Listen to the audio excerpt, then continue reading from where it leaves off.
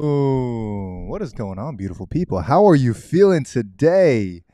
We are doing a Q&A, questions and answers. Any questions that you have for both me and Andrew about God, about business, about money, about life, about mindset, about mentalities, whatever you want to talk about, ask a question. Be selfish here.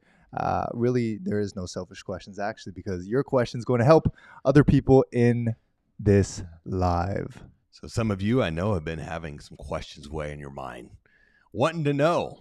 And today is your day to get those questions answered, to dig in. And we're going to talk about some very exciting things. Nothing is off limit. Almost nothing is off limits. So we're going to dive in. But first off, how's your day been so far, brother? It has been fantastic. We are getting a lot of things done. We're getting a lot of clarity. I did a teaching here a couple of days ago about gaining clarity. And I personally, every time I teach that, I go through a lot of clarity myself. And I've built something that I think is going to help a lot of people over the next couple of years. So I'm excited for that. And it gives me such a good energy, but also a roadmap for my life and for our life and our business over the next couple of years. So I'm stoked about that. How are you? I'm feeling good, man. It's been a somewhat hectic morning, actually. Very productive, though. Had a lot of incredible calls, and we're working on a lot of projects in a couple of the businesses. And that always excites me, though, because when we're dealing with challenges, what's up, Marlon? When we're dealing with challenges, when we're in the thick of it, as I say, as we're building and growing and doing the things that we do, opportunities arise, and often those opportunities come disguised as problems or challenges. And so it excites me now when things get a little hectic or things get a little uncomfortable, because I know we are on the brink of incredible things. And Leo, I know the thing you was talking about, you've been working on with clarity, it is going to be a world-changing thing. And I'm just beyond excited for everyone listening and for the things that are ahead for us all. Hello, Lori. And Hello. Bill. What's up? And Les. Hello. And Elizabeth. And whoever else is here. Let's start answering some questions. Let's do it. Les asked, what is the best part about living together as friends and business partners? I would say the constant accountability and constantly having someone to bounce off an idea to or bounce off stress, kind of like cortisol, right? but when two people, good people, bounce cortisol off each other, kind of just floats up in the earth. Brotherhood is something that I didn't know before because I didn't grow up with brothers. And also I didn't have a lot of great relationships growing up.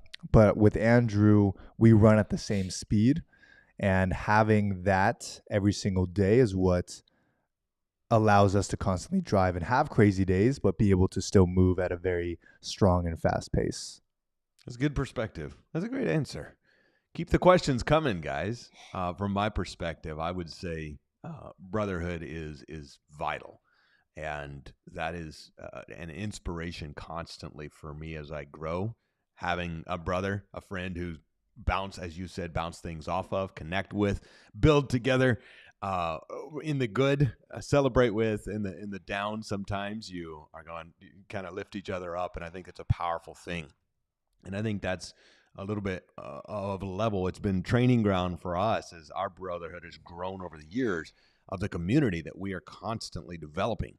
You know, because when we met, when we became friends, when our brotherhood was born, it was during a very, very tough time in my life. And the fact that I felt alone, I felt like I had no one, although I had people around me. I didn't feel like I had someone who got it. And so someone who you can run alongside with, grow with, build with, and every day inspire and be inspired by is incredible. I love it. So I want to chat a little bit as everyone's asking their questions. I want to discuss the mentality that we run with every single day.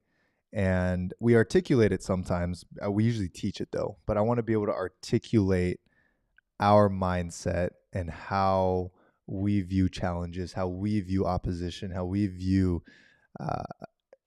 day-to-day basis, day-to-day struggles every single day, if you want to start.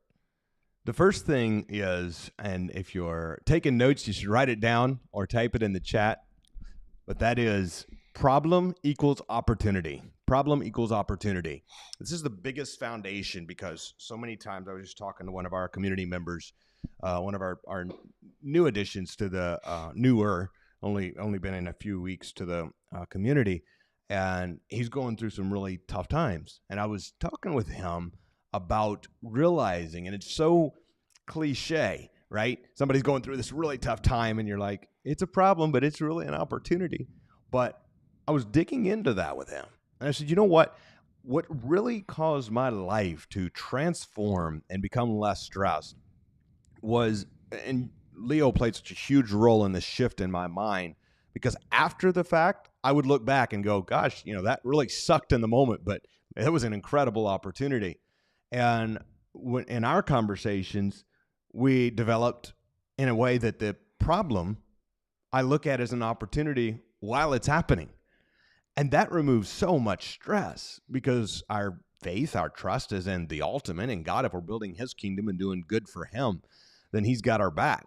And if we've got the greatest army alongside of us, because we're on the right side, so to speak, we're on a good side, we're growing for good and for God. So even when we have screw ups or mistakes, it wasn't out of bad intent. So I think that's been a huge shift for me, and a philosophy that has allowed me to operate with higher results and much less stress. Very good.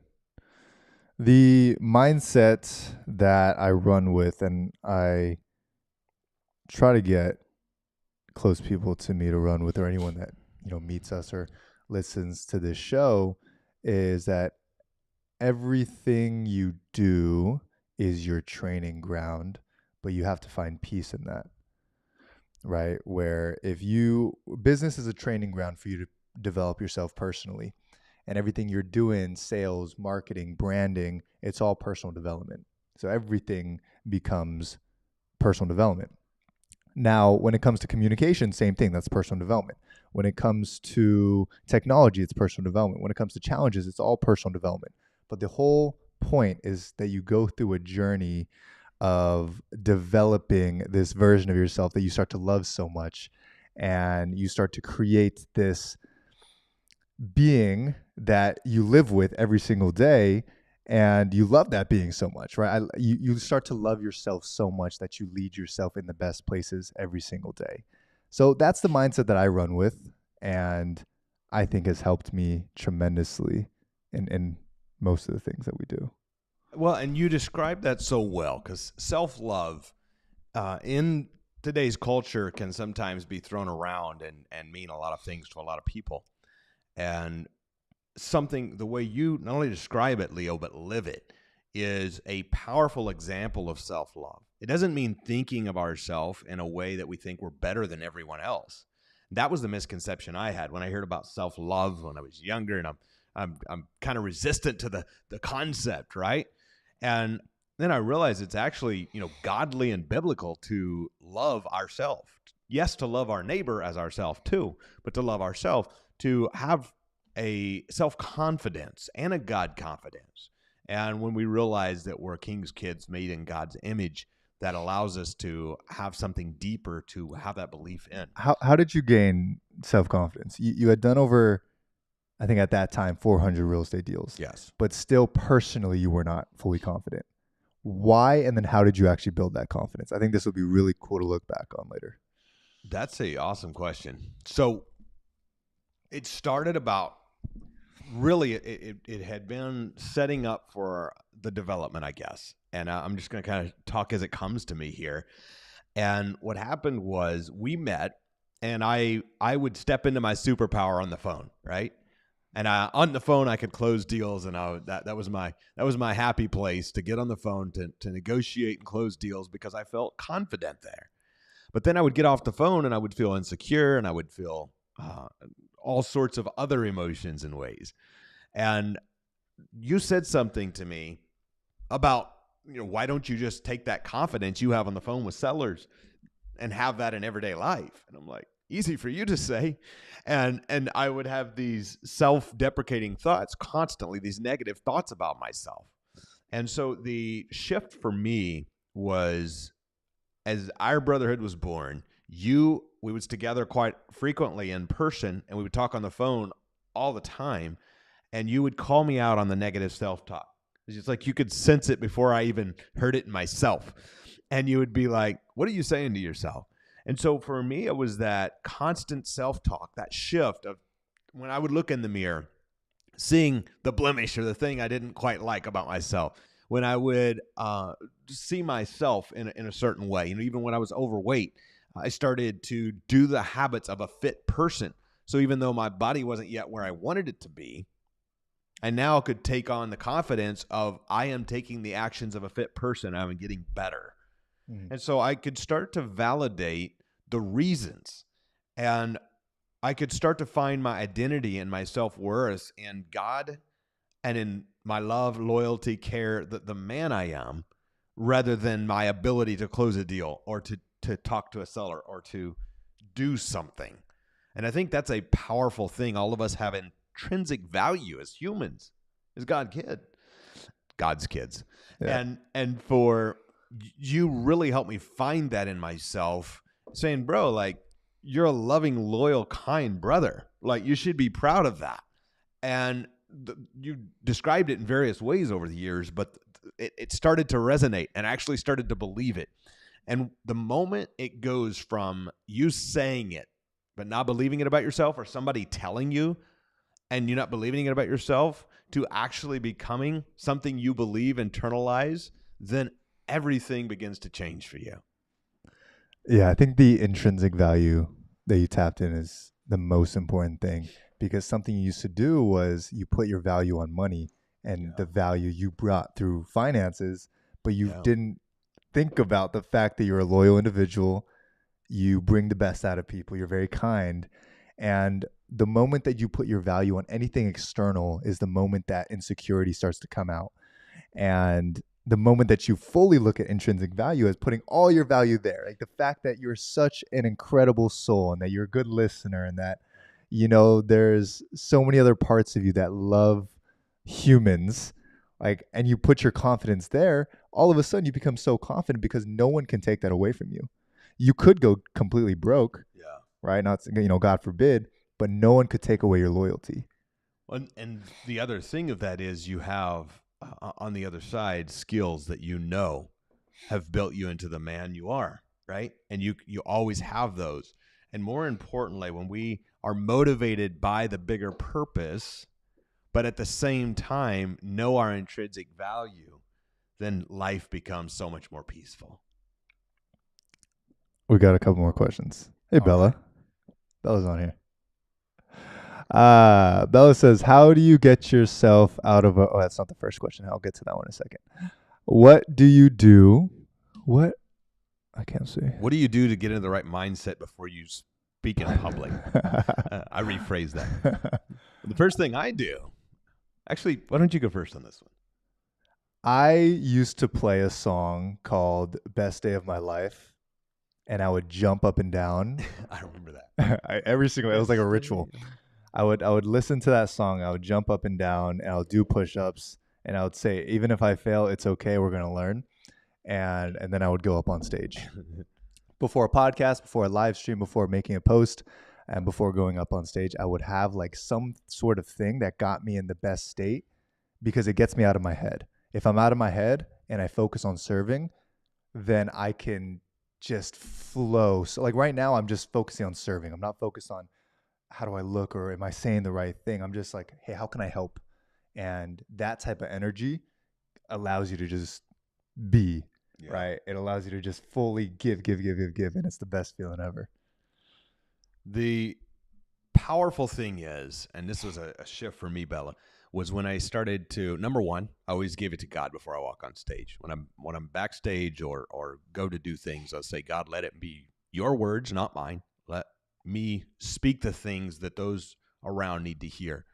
And so it's a visualization I do before I go on stage anytime, is I will take a moment backstage somewhere for, even if it's just a few seconds or a minute or two, And I'll visualize, if I know who's there, I'll visualize the people who's there. If not, I'll visualize people I know. Who do you visualize? Depends on where I'm speaking and who's there. Give me an example. If we're getting ready to walk out on stage like we are in May, then I'm going to be visualizing David and Chad and Judy. I'm going to be visualizing me and you coming out on stage, big high five, high energy. I'm going to be visualizing whoever I believe is going to be in the crowd. I'll paint the picture. The front row is like clear to me, and then it just gets like blurrier because I know there's going to be a bunch of people there that I don't know yet. There's something I was thinking about. When I was a kid, I would watch SpongeBob all the time, and there was an episode of he had to public speak in front of the class, and they said like visualize everyone naked, and he starts visualizing. He starts freaking out. Think about it, like when we go to one of our events, everyone's 60 and up, and it'll be the worst thing ever. We're gonna have to have applications filled out for our event attendees. So don't do that. So don't do that. The biggest thing is, now this is a serious one, a serious game changer. Insecurity and pride both come from the same source, and that is focus on me. And when I go on stage, I would get nervous. Just like if you see somebody come out and they're prideful and arrogant and in a negative way, I don't mean confident. Confidence is awesome. But if they're prideful and arrogant, it can be a turnoff. Just like when somebody comes out on stage and insecure, it's a turnoff. And when I would come out and was focused on myself, like, oh, do I look okay? Is my hair? All me, right? Is everything? Mm-hmm. Now, of course, I want to make sure I look nice before I go on stage, But when I self-focus, when I remove the focus from myself to the people that I'm speaking to, and I just imagine like, hey, I'm going to have a chat with my brother and talk to him about something that I know is going to be impactful. I'm going to talk to Judy. I'm going to talk to whoever I know is going to be there. And I imagine it's just a conversation with them of me delivering a message that's going to help them. Then the nervousness goes away. This is really good. That would have helped me so much. When I first got on stage, I was so scared. It's so much easier than the naked thing. It really is. My knees would buckle and when I was in front of class. Let's do a couple more. Let's do it. This Stilba, awesome. How do you get yourself out of a rut with work? I do art and love it so much, but when it comes to editing, I burn out and don't touch a canvas for months. You want to take it? I don't know if I'm a expert to speak on this thing because I can tend to workaholic myself, but I'll answer it. Yeah, you and I'll take it after. So, how I do that, Bella, is I refocus on the vision and why I'm doing this thing, and I ask myself, is the thing I'm doing aligned with and getting me closer to the impact that I'm meant to be having? And as long as it somehow connects, then I feel like I never run out of energy and I never get stuck in a rut. But it's when the vision gets blurry or the clarity is missing, that's when I feel like I'm stuck in a rut or stuck in a place of inaction. I would just second that. Sit down and think about what your vision is and what the highest, what makes you happy, but what also serves other people. And then you always put your mindset there, because if you're just focused on it for you, you're going to quit as soon as it gets hard. But when it's for a deeper purpose, for God or for others, or for a specific reason of why you're painting this, or a specific reason for why you're doing this business, or a specific reason why you're doing whatever it is you're doing, when it gets hard, you simply remind yourself of those things, right? I remember Andrew used to tell me he would have these, it was like Kids Against Hunger or something like that, where you sponsored them and you fed them, but you would have their picture. I think it was you. Maybe it wasn't you. Wasn't me. Somebody told me that. Credit though. Somebody told me that they would print out this picture of the kid that they were sponsoring, and every time things would get hard, they would look at that picture, and it would keep them going, keep them going, keep them going. And for me, when I'm doing work now, it's building God's kingdom. So doing a live like this, for example, I just think about that. I think about serving you guys here, and then I think about the thousands of people who will watch this later on as we continue to grow. But then I also think it is serving God's kingdom, and that's what's going to keep me going, even in the hard times when I really, really, really, really don't want to do it. That's good. We got a couple of business questions. You want to take those? Sure, let's do it. All right. Bill asks, what are some various ways you would set up money splits on joint ventures? It depends. That's a good question, Bill. It's going to come down to who is bringing what. And my objective, you are very knowledgeable, Bill. I know you've been to a lot of events, is to use your knowledge, being in the right rooms, the right meetups, to meet people who also want to make money and figure out a way to, using your knowledge, put together deals that they can make money on their money with and come to a term that works for both of you. Maybe it's 25-75 in your favor if you're handling everything. Maybe it's 50-50 if they're handling a substantial amount. But it's going to come down to what you and the person on the other side feels like is fair. The more work I put into something and the more skill I put into something, of course, the bigger the split should be in my favor. The more someone else is doing, the more it should be in their favor. So super simple. I know that's a little bit vague, but that's what it comes down to every time, is a conversation between two people that helps both to win. It's a philosophy that you go by. We now only work with people that we like, that we would go to coffee with, that we'd have dinner with. And we always ask ourselves, like, what is it that you would want? What's fair to you? And if it makes sense on both sides, typically there's not going to be any challenges, because things typically go wrong. There's always some place that goes wrong, and that's going to create a disruption in you two as partners. How are you guys going to discuss that? In other words, nothing ever goes as planned. Exactly. So if someone's on the lower end, how are you guys going to balance out the communication? In other words, you always have to think, what could go wrong? Like, what is the absolute worst thing that could happen? And how would we solve that together through communication? And I think that's the same thing with brotherhood. I think that's the same thing with marriage, same thing with relationships, same thing with team. It's always thinking, what's the worst that can happen and the best that can happen, and how would we discuss the two? Let's keep going. Let's keep going. All right. Teresa asks, how do you know what you're meant to do if you do not have a strong passion for one particular thing? Ooh. You want to take that one? Sure.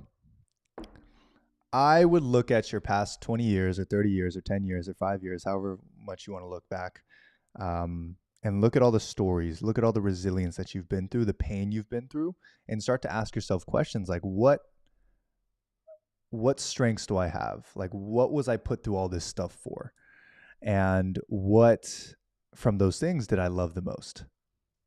And then ask yourself more questions like, what do I love? What lights me up in the morning?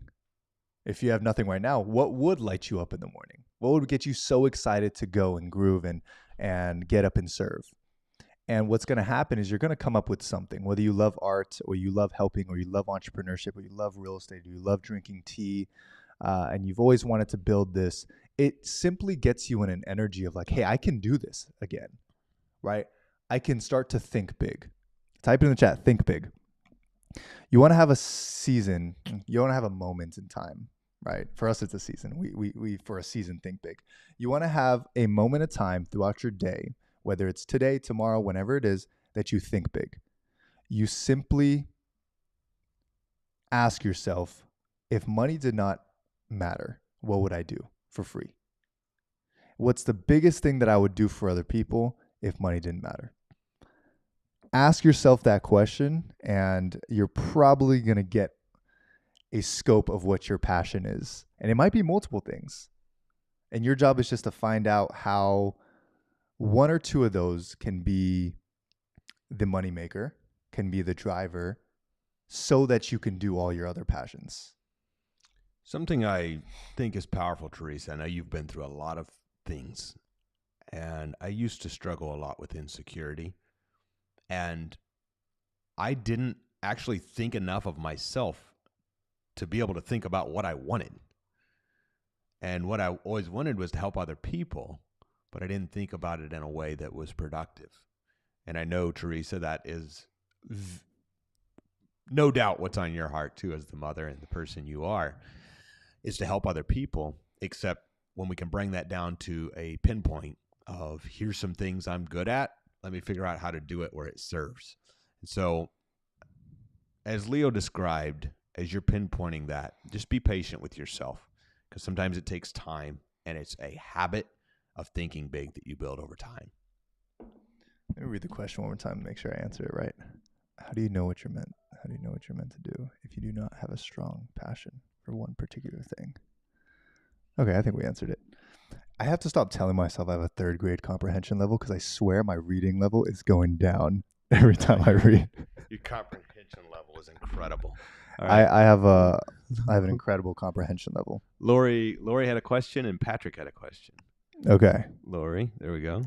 Is it recommended to put social media videos out telling people about how owner financing works? If so, would there be any social media training that Trigg will offer?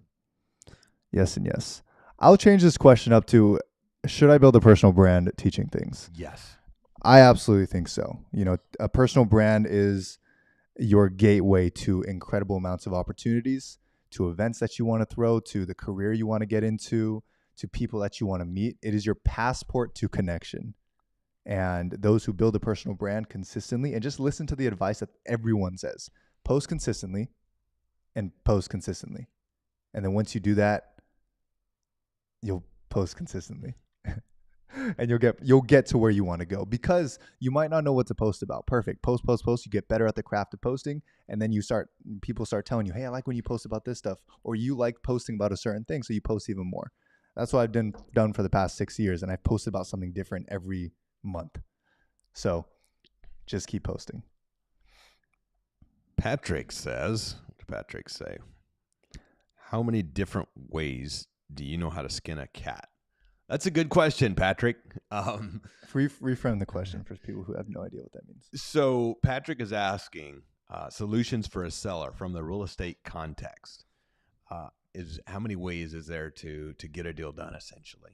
And the answer is thousands. But I share that. I'm gonna give a high level 20-second snippet, and then I'm gonna simplify it. That is, I bought judgments. You can buy paper. You can buy tax liens. You can do business. No matter what business you're in, there is so many creative ways to do deals.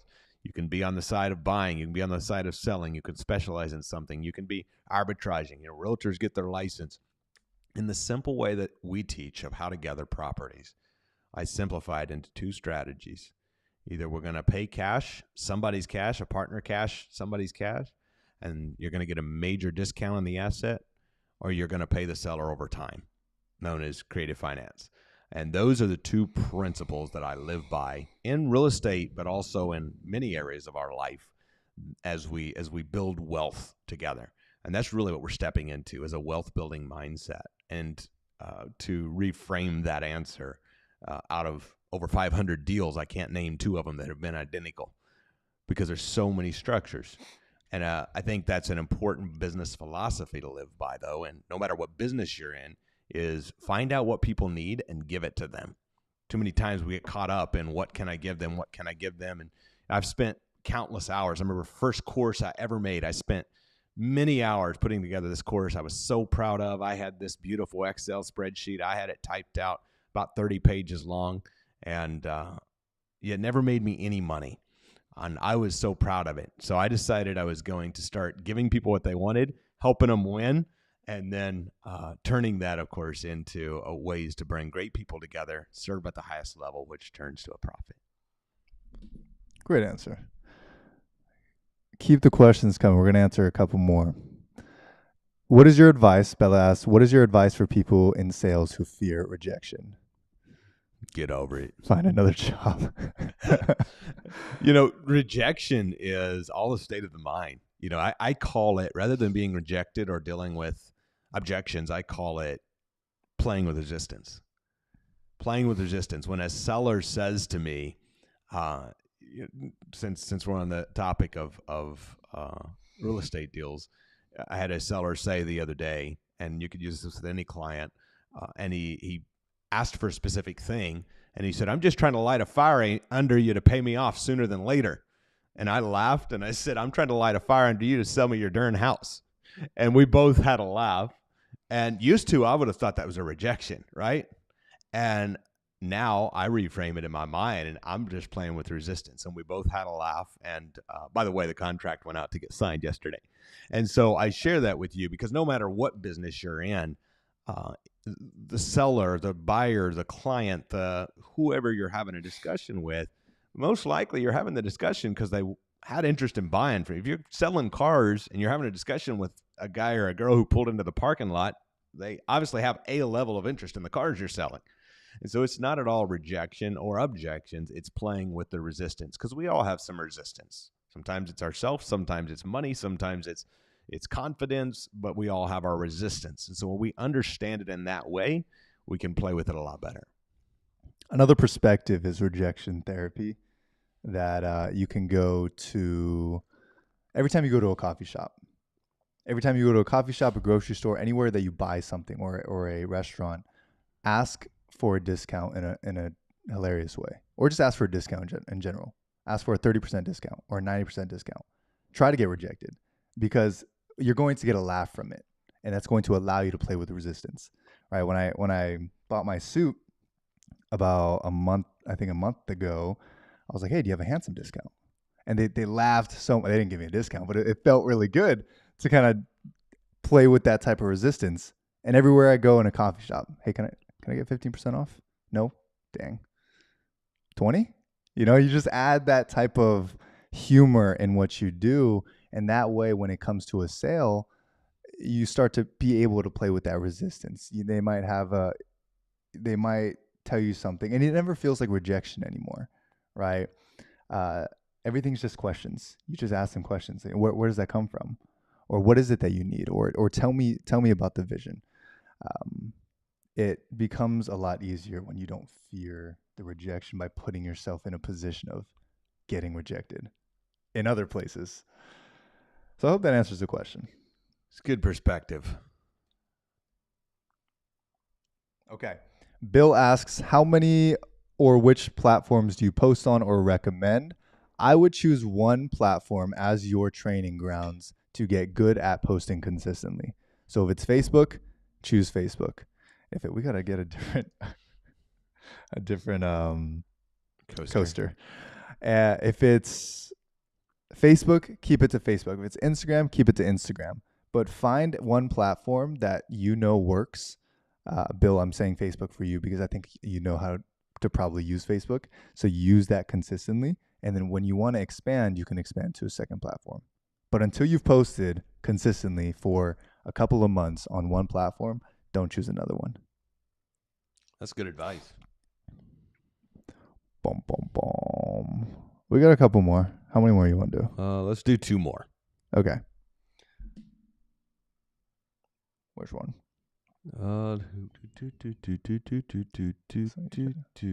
You pick. What are the benefits for yourself? What are the benefits for yourself in getting your license? I have the books for my license and tell myself I'll get to it, but don't fully know what I'd be getting it for. This is a really good question. Is this a real estate question? I assume driver's license. I was going to say, I don't know. You should go get a driver's license. Benefit, you drive yourself to the store, to church. There's good benefits. I let's just assume it's real estate. Bella, if you want to confirm if is it real estate? It's real estate. I'll start and then you can top it. Perfect. I was getting my license for a period of time, and I realized how much I abhor tests and books that do not instantly teach me something. So I did not take it. And instead I realized that you can invest without a real estate license. So that's when I started wholesaling real estate. And with that, it was actually a disadvantage to have, in my opinion, at the moment, it was a disadvantage to have a license because you had to basically tell them you're an agent. So in wholesale real estate, you basically get a seller who wants to sell their house. Let's just say he wants to sell it for, it's worth $120,000, but it's a little bit effed up, right? It's got some leaks, different things. So he's willing to sell it for $80. Okay. Now I don't have to give him 80 to get the contract that I'm going to buy it for 80. So I basically get that contract for 80, and Mr. Andrew wants to flip it, right? And what he's going to do is, because he has the money, he's going to get in there, buy it for 80, but also put in, let's just say, $20,000 of fixes. He's going to fix the roof. He's going to get it painted. He's going to get a new carpet. So he's in it for 100,000. And now he could go sell it on the market for 120,000 because it's worth $120,000 once you fix it up. So Andrew makes 20,000. But me, where do I get paid? Where did I get paid before was because I found the deal and I found Mr. Andrew who wants to buy it. I charge Mr. Andrew a $5,000 finder's fee, which is a wholesale fee. So now I make $5,000 for finding him the deal, and he'll make $15,000 for doing the work of flipping it. So that's what I did in my first ever deal. I made $3,000, and I flew to Key West, Florida, and I met Andrew, who taught me how to do it without needing a license even more. So I'll throw it over to you. So I think it comes down to personal vision. You described that well. And for me, I have not got my license ever because about a third of our people get their license. About 2/3 of our real estate people don't. Because the majority of our money is made, all of our money, but majority of our students even is made in doing the deals, buying, wholesaling, holding, leverage, building wealth over time. And if you're wanting what I call a side hustle and you're in the game, there's nothing wrong. Like you can make an extra 5 figures a month or 6, but 5 is more commonly, an extra 10,000 a month, but it's a big time hustle. Like it takes a lot of freaking work to go make, especially if you're in the Midwest or somewhere where the house prices are lower, to go make a full-time wage being a realtor. It's just a lot of freaking work. I have massive respect for the realtors I know. And so it's another tool in your tool belt. I don't ever encourage someone to do that solely. It is an additional tool in your tool belt if that's something you decide you want to do. So about 90% of my time, my suggestions are don't get it. When I hear somebody's goals, about 10% of the time, I say, well, it just makes sense. You should get it and add it to your plethora of portfolio. Bella, how to follow up. Are there any benefits having a license if you're buying your own home, though? No. Any perks to it? Why not? Unless you're going to be your own realtor and save yourself 3%, but that's a lot of freaking work to save yourself a few hundred or a few $1,000s. The knowledge you're going to get maybe based through the license, but I would just go take a real estate course if I wanted to get that knowledge. Really no upside other than connections, which you can make without the license of having a license when buying your own home. That was my thought initially when I was getting my license. Like my mom would tell me, "Oh, you can save a certain percent." Now I understand you still have to do so much work that I would much rather pay the realtor, cost. right? And then you could spend that time going and getting additional sales. So it depends on what your vision is for what you want to do. Like if you have a vision for being a realtor in your area and doing that, like that's like absolutely. But if you don't have a vision of being a realtor, I would say absolutely not, honestly, because of the opportunity cost of all the other things that you can do, right? Selling Sunset's a awesome realtor show, right? Yeah. I know that's created a lot of people who want to do that type of stuff, like build a brand and sell real estate, which is cool. Let's answer. How many do we say we're going to answer? We said 2. Okay. One, so one last one. Okay. We'll answer. We'll speed round the rest of them, and then we'll go. Let's do it. Okay. What is the number one thing you'd recommend to do daily for people to build charisma? Talk to as many people as you possibly can. Listen to the Truca Show daily. That's exactly what it is. Everywhere you go, compliment someone, right? Compliment their hat. Compliment something that's unusual. Like, hey, I really like the hat. Yeah, how's your day? Right? And fail a couple times. Don't know what to say the next time. But then you'll keep having these conversations, and then you'll eventually meet someone who's pretty charismatic, and all they do is continue the conversation and guide it. Thank you. I appreciate I like your shirt. Yeah. Where'd you get it? Right? Where are you from? And you start asking these questions, and then you'll start to get in a place where you ask deeper questions like, hey, what is your passion? What are you passionate about? Where are you from? Oh, California. How did you get from California to Seattle? How did that happen? And you continue asking these questions to people because that is your training ground, right? That's your muscle of charisma, is just simply asking questions and then smile while you're doing it. Make people smile. Like everything you do, try to make people better than how you met them. Yeah. Let people leave better than you left them. Always. That is my philosophy. And I think that is what the whole charisma has come from, is just simply, how do I make you happier than 5 minutes ago before we met? Yeah. And then they start to smile, and it's a good time. Good philosophy. What's next? What is next? How do you find an attorney to help you with an LLC in a different state than where you live?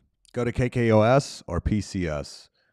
Either one of them can set up your LLC, probably Wyoming LLC, and register to do business in the state of which you're doing business. AKA, find a trusted company that can do it for you. Ask them these questions. Yes.